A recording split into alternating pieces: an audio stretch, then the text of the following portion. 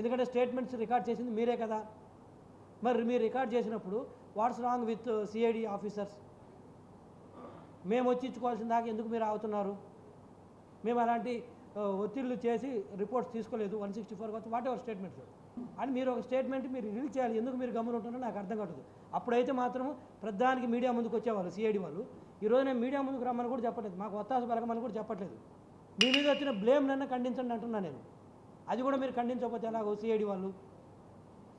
ఇది మా ద్వారా చెప్పించుకోవడం కూడా it's not correct. And subject with due respect నేను చెప్తున్నాను సిఐడి ఆఫీసర్స్కి. ఇలాంటివి వచ్చినప్పుడు నేను అట్లీస్ట్ రెస్పాండ్ అవ్వండి. మాకేం అనుకూలంగా చేయమని మేము చెప్పము ఎప్పుడు కూడా. మా ముఖ్యమంత్రి గారి మీద వచ్చినప్పుడు కానీ, మా ఇక్కడ సబ్జెక్ట్ మా సంస్థ కానీ మాకేం కితాబులు ఇవ్వమని మేము చెప్పము. అట్లీస్ట్ మీ మీద వచ్చిన దానికన్నా మీరు రెస్పాండ్ కాకపోతే ఏమవుతుంది? అది మీరు యువర్ పార్ట్ ఆఫ్ గవర్నమెంట్ కాబట్టి అదేదో మళ్ళీ మేమే చేయించామన్న దానికి ఇంప్లైడింగ్ వెళ్తుంది అవకాశం ఉంది. ఇంప్లైడింగ్ ఎనీ అదర్స్ అది వేరే సబ్జెక్టు, దీని మీద మాట్లాడదాం.